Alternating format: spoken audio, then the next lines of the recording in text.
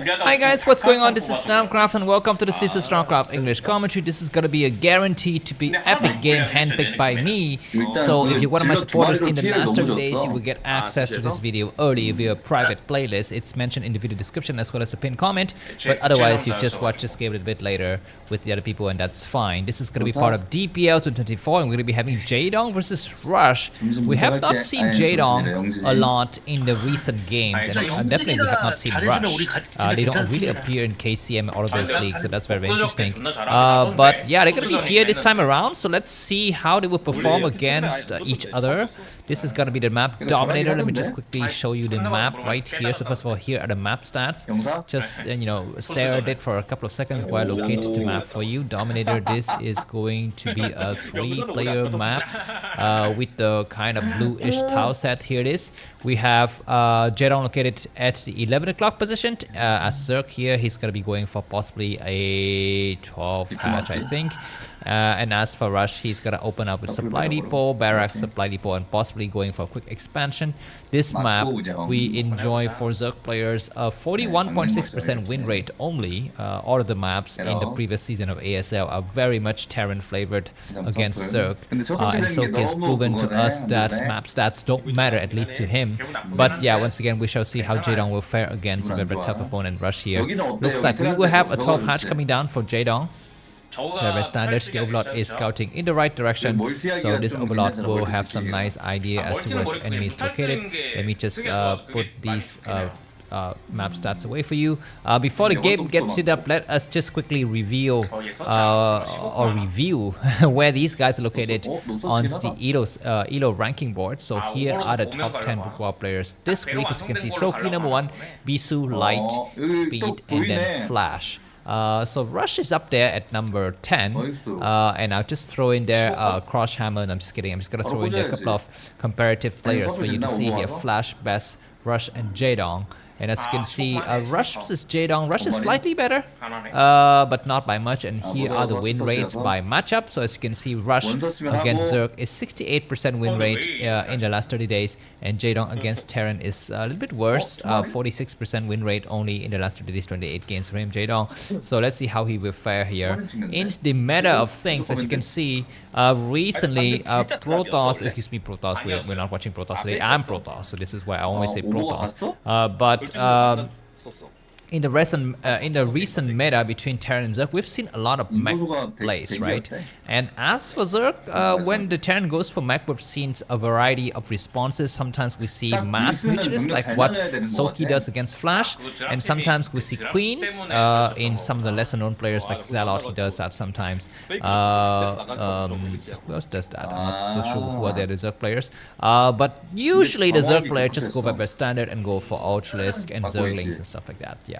Anyways, yeah, it looks like Rush is gonna apply a little bit of pressure. His SCVC to scout. He will see that there are no Sunkens in the front and there are no Zerglings present, but that may be just enough to deter Jaedong from making way too many drones. And indeed, he does make a pair of Zerglings here, an Overlord there, and possibly more Zerglings to follow. The Marines have returned. If Jaedong makes a drone here, then he's gonna be clear for the win. He goes for another pair of Zerglings. He wants to be completely sure that he doesn't die to Marine Rush here. No pun intended. And we will have the Overlord scouting just at the peripheral of the space, as you can see. So this Overlord will not be able to see exactly how many Marines there are when they're starting to move out, and the exact timing and so forth. So he will not have a response to that from the Overlord. He will need to actually check the bases or the various locations on this map. Dominator with the Zerglings, and as you can see, he's moving Zerglings around on the minimap. There's a hidden SCV here, not so sure for what purpose, but anyhow, we're going to be having Engineering Bay going for the +1 weapons upgrade for the ground forces, and Academy coming down. So this looks to me like a rather fairly standard game. By the way, Bitcoin, once again, I've been making so many comments about Bitcoin that, as you can see, there's a lot of ghost accounts on my channel saying some random crap about their, passphrases for their accounts. These are all just attempts to be scammy, guys, so please don't fall for it. Don't reply to these comments, and above all, do not tell them your passphrase, even though he told you his.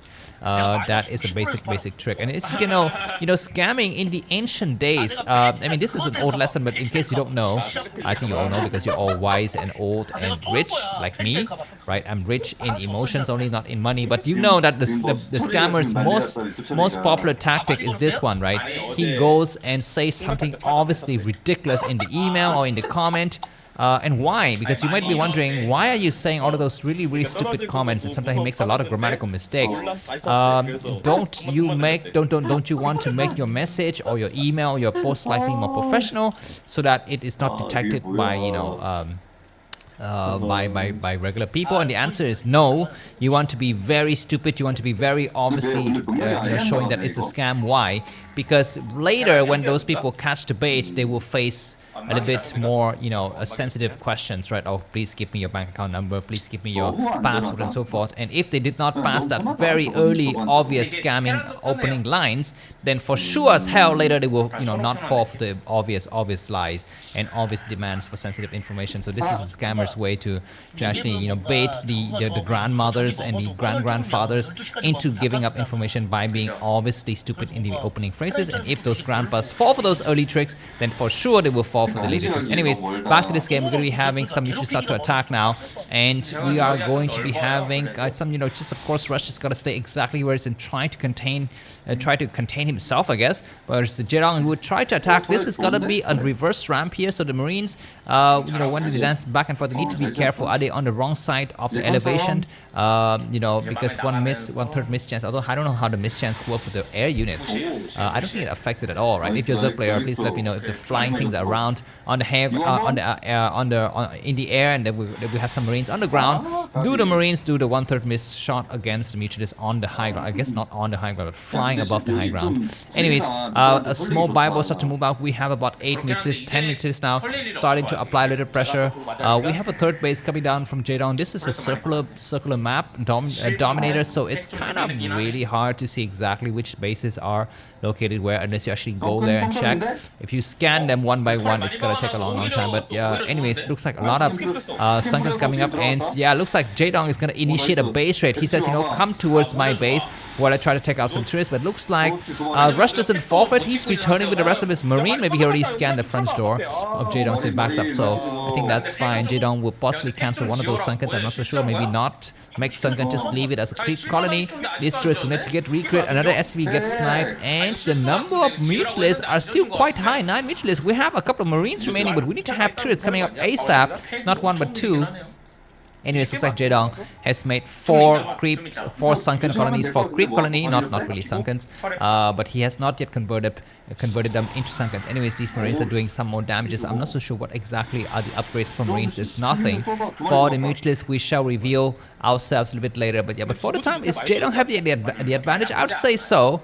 I'd say that he's able to get his third bases up. He's gonna be building the Queen's Nest now, so rushing up to Hive and try to get some Defilers into the equation. So that's a good way for Zerg to try to get ahead here. But of course, the game has just started, so we shall see if there are going to be science lessons and how those units would change the game. Looks like one mutualist got caught in the action. 70 supply for Rush, 57 for Jaedong. The game is still going fair and square. My house has been converted into a construction zone, guys. There's so many people around me, neighbors, top, down, bottom, left, right, behind, all around, and they're all screwing around with these heavy machinery. So I apologize if there's going to be some noise in the background.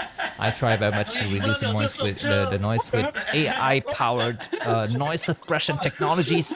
So if you're enjoying those kind of technologies and those kind of tools, please feel free to buy me a coffee. The link to that is going to be in the video description. Just like this guy, what's his name? Sea Goblins. He buys me coffee every month, and I really appreciate it. This other guy, Shane from the US, also buys me coffee sometimes when he has, but he buys me big ones. And this property management Hotel California guys also buys me coffee with a bit of expansion. Matt Damon, what is he? I guess he also buys me coffee. One person who has not bought me coffee but has given me tons of comment is Eric. and his wife. So these guys are, you know, the people why we are seeing these videos, why I continue to give you StarCraft commentaries, because otherwise, you know, other than that, this actually makes me pennies, you know, compared to the millions and millions of dollars I make doing my other illegal businesses. So anyways, you can buy me coffee, because even though I'm a mangster, yeah, I'm a mangster, mafia gangster. Even though I'm a mangster, I still consume coffee. Anyways, the Lurkers, we need to get involved now, because the Marines are so close to the third base, and not yet done. Marines coming forward. There are only 7 witches men, and at the last minute, the Lurkers make themselves known. These Marines get wiped out, splashed to pieces, like the mincemeat you put inside, you know, an omelet every morning. I eat a lot of those, you know, omelet mixed with mincemeat kind of meal, so I know exactly how that feels like. I guess I know how exactly it feels like to cut those meat, because I'm not the meat, I'm the chef. Anyways, back to this game. We're at the 10 minute and 10 second of the game. Rush 86 supply, Jaedong 74. We do have Hive now, so the game will start to get interesting. The Terran player would need to start to have some science vessels, because Marines alone will not cut it. He has only finished the first starport. The second starport is going to come out now. So I guess Jaedong's task is to make use of these mutualists as much as possible before they become dead weight under the spells of the science vessels.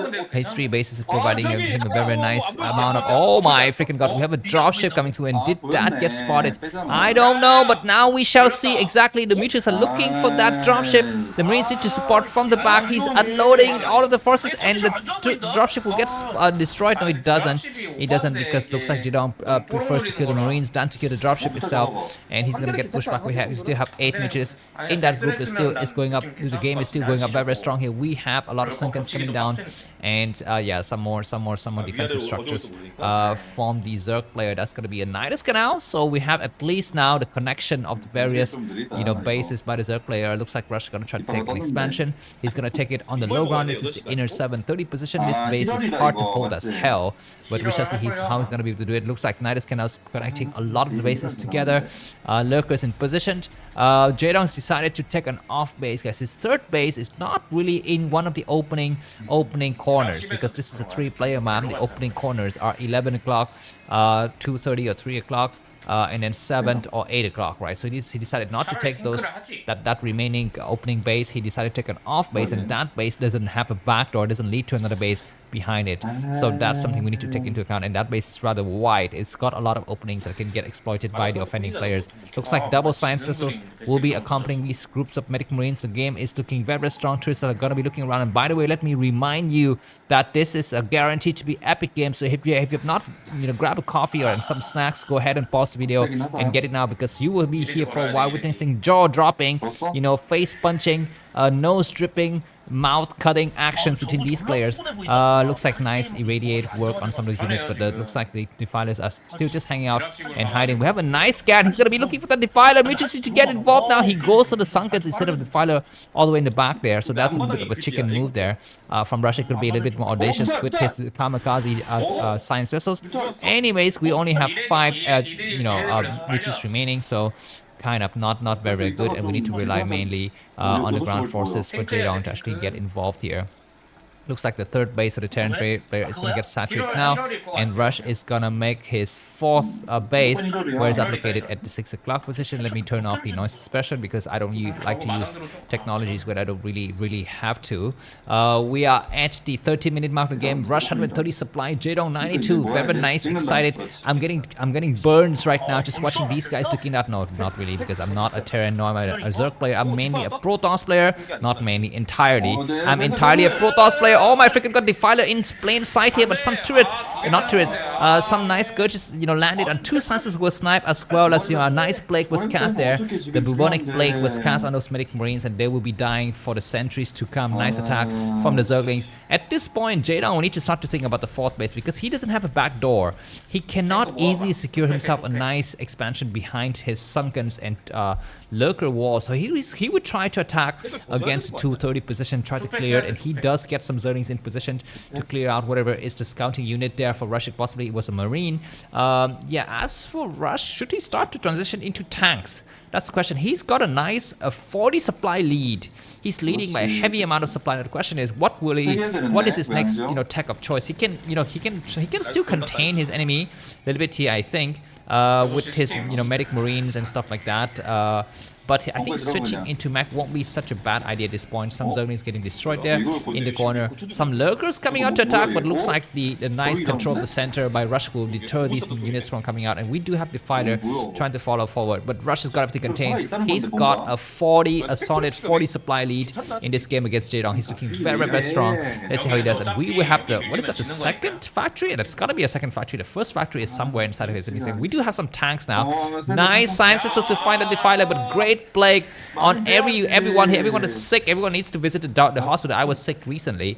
One of my family members was sick, and that was passed on to me. I was coughing. I was bleeding stuff inside my throat, in my nose. I was having a slight fever, headache, and all of that good stuff, when you're down with the flu. By the way, do you guys take flu shots? Is that even worth it? Because I know in Asian countries, a lot of countries like Korea and Japan take flu shots. I don't think it's that popular in the United States or the Western world. You prefer just to let it, sit and kill itself out over time. Anyways, nice attack here. One Lurker gets sniped, the other Lurker will get sniped. No, looks like at the last minute, Jaedong plow forward. Keep in mind, he's only on 3 bases. He's trying to take a 4th one at the 1 o'clock position, but he's gonna come out here, and Hydras alone will not cut it. But great attack. But we have some nice irradiate on key units here from the Zerg player, so his push will need to kind of slow down a bit, I think. Anyways, those sciences is gonna try to get repaired. 175 supply for Rush. Jaedong with 129 supply, more Zergling, more Defiler coming out. So slowly Rush is getting pushed back into a corner. We have some action happening in the 3 o'clock position. We cannot see it right now off screen. It's off screen, but we have some nice attacks. So double battles happening everywhere supply wise. Rush is still leading by about 70 supply. His APM is 360. Jaedong APM is 310. And nice snipe on the sciences. Looks like Rush was not paying attention. He's still leading, I think, in the way the game is going on. But he needs to think about what's up, coming up next. Does he have a full transition into mech, or does he have what he's doing right now, which is a partial transition with only tanks? The rest are still marines. Very, very interesting decision that the Terran player will need to make now. Nice irradiate on all of those medic marines. And we have everyone getting pushed back here. So the Zerg has solidly cut the map into half. Beautifully played by Jaedong. The question is, what is next for Jaedong, right? Because he's got his 4 bases. He will sure have his 4th gas. Will he go for Ouchless? And will he, successfully counter the mech transition? He looks like we have some tanks already, but this is not a full transition just yet, as you can see. Oh my god, that's gonna be a nice attack, nice irradiate. Only if there was, a plague that the science could cast. He could cast a plague all over that entire group of goddamn, Hydras and Lurkers, and they would all die in the blink of an eye due to a tank shot or something like that. Anyways, looks like we have a counter attack, a backstab attack by Jaedong. Looks like Marines need to be in position. We have 3 Sunkens, Marines in the right location, but where are the medics? We don't see the medics. So those Marines will bleed quickly due to the nice attack from the high ground by the Lurkers. The Hydras are encroaching upon the territory of Rush here. The 4th base is under siege with the counter attack from Rush against the 1 o'clock position, but there's going to be some Defilers and some Lurkers in position. We need to have a nice plague or Dark Swarm or the Irradiate. The Irradiate is going to get casted, so this base by Rush is going to get assaulted, but Jaedong saved his 4th base. This is the power of the late game Zerg player with Defiler, Dark Swarm, Plague, Nidus Canals, and God knows what, because I hate Zerg. But anyways, these Hydras would kill the last of the Sunkens. Need to fall back and wait for the Lurker to support them. The Marines gets pushed back. Nice attack. 1 Sciences is down. 2 Sciences is down. Very good attack. And now Rush is only leading by about 20 supply. We're at the 17-minute mark of game. But Terran has got a hit in 5th base. Zerg is still on 4 bases, so that's going to be interesting here. Some Zerg is going to come forward. And now at this late game scenario, the Zerg player is going to trade very, very effectively against the Terran player. So that's going to be something that we're going to have to take a thing with. We're going to be having some dropships, but looks like Jaedong has adequate defenses, at least in his main base, but I don't know about the 3rd and the 4th bases. Anyways, we have the Zerg attacking upon the new 4th base with the Terran player. There are only 3 Marines that would die very, very quickly, but this attack against the 1 o'clock position is gonna do what kind of justice here for Rush. Looks like he gets pushed back, non-stop action everywhere. Nice drop, these Lurkers, and Smithin is actually not paying attention. Nice attack. We need to have a scan. The dropship unloads everything. All of those buildings will all bleed to death. The Defiler is getting destroyed in a blink of an eye due to the Lurkers. He will have a great Scando. One Lurker falls, the other Lurkers are deploying in the backside, and one more Lurker has fallen, but this defenses has been magnificent here from Jaedong. He pushes everything back. He didn't lose anything at all. Whereas for Rush, he lost how many bases? He already lost 2 bases, and he's down to just 3 bases. But he does a nice attack against the 3rd base, sending all of his forces there now. But he cannot attack because the Zerg player has got so much mobility with Dark Swarm. But we will have some tanks coming out. But this is not supported with Goliaths and Mines and Vultures. This is just tanks and Marines, so it's a little bit less powerful. Nice attacks. Looks like Jaedong is not paying attention. He's attacking without Defiler. This is like being vegetarian in my country. We have a vegetarian sandwich. It's like you have a sandwich with only vegetables and no meat, right?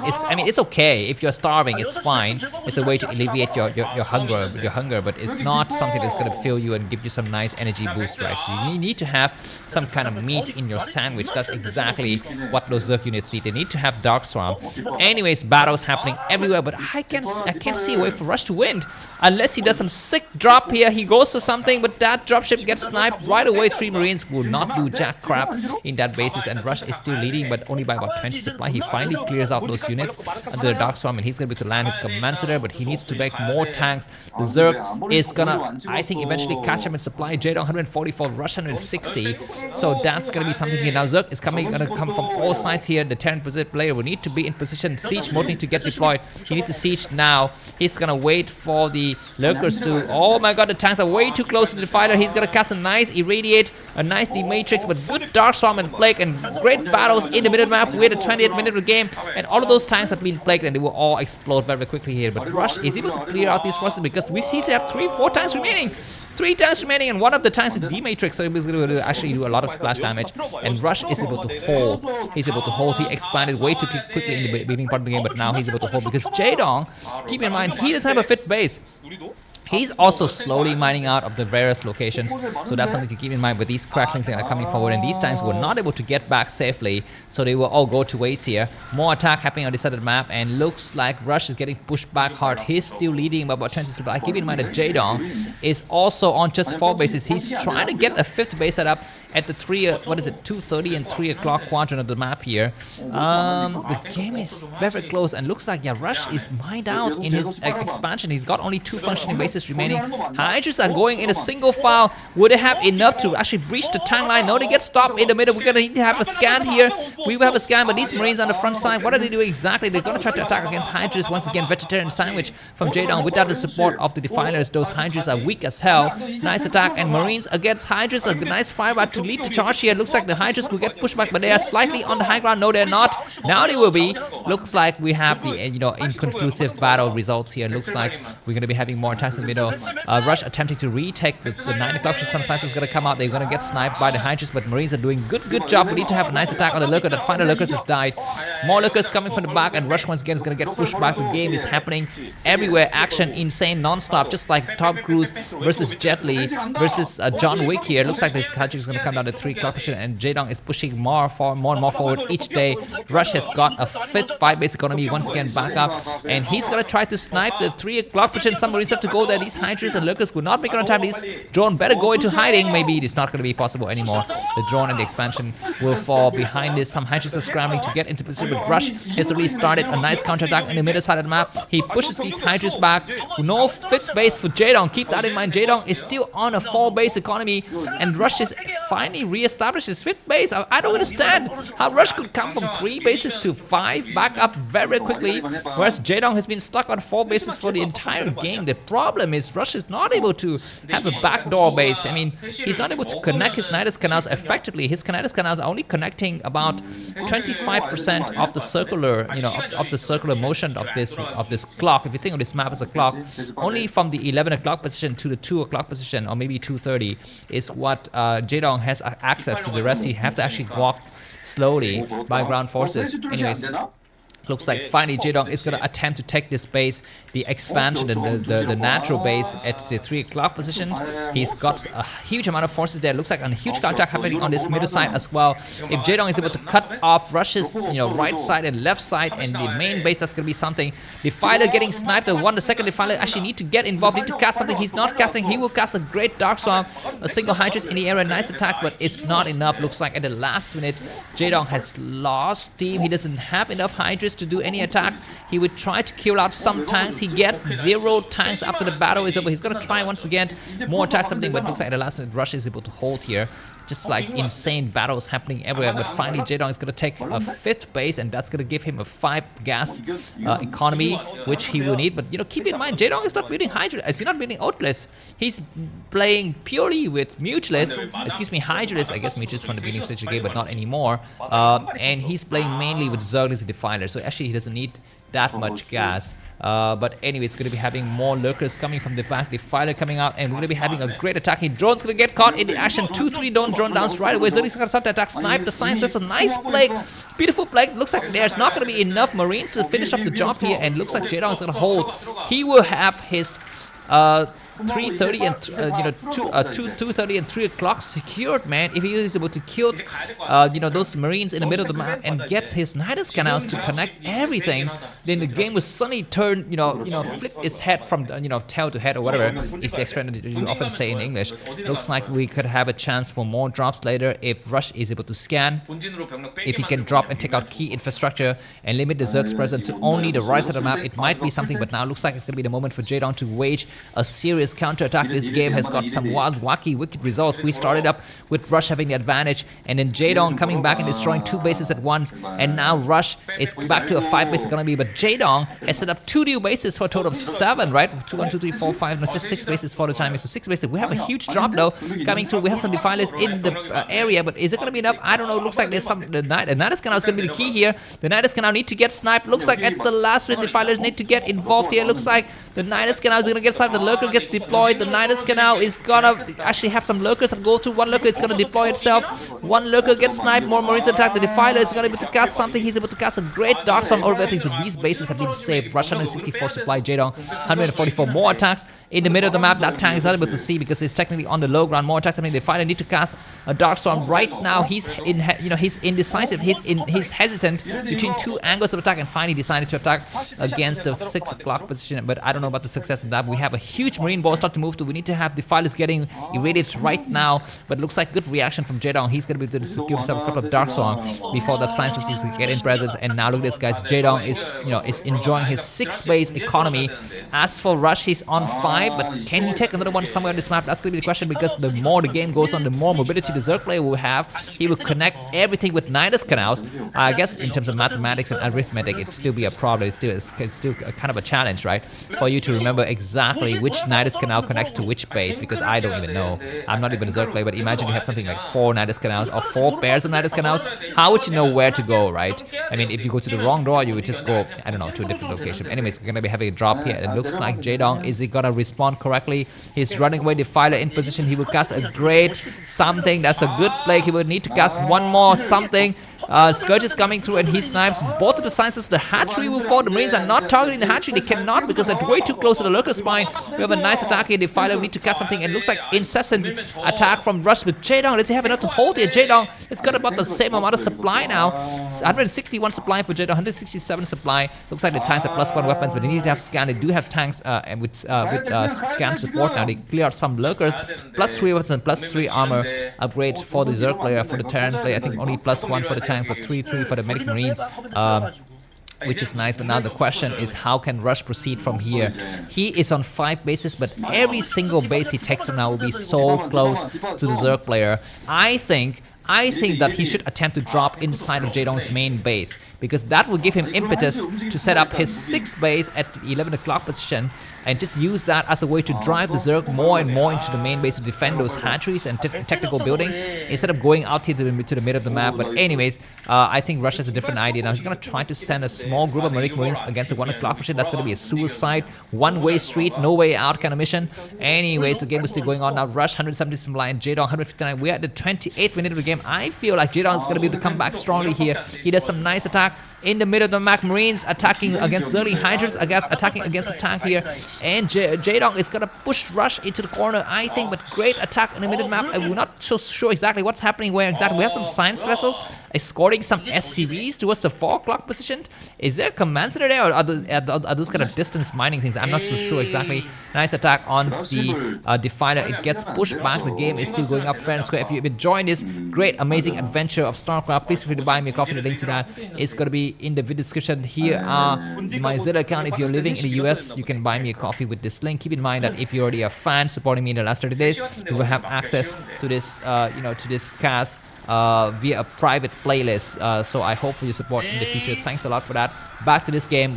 I think we're gonna be reaching the finale very, very soon here. Looks like Rush is gonna get surpassed for the first time in supply by Jaedong. His 143 supply. Jaedong is 151 here.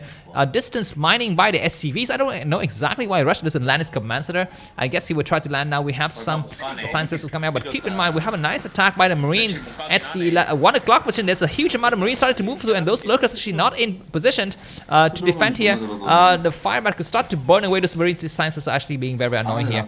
In the corner, more attacks happening, and he's gonna try to snipe those Lurkers. But the moment those Lurkers mob, the Hydras can actually come in, and these Marines are gonna get trapped by both the Lurkers and the Hydras reinforcement here, so they will all die. That was a nice attack and nice defense from Jaedong. Jaedong is now 120 supply more than Rush.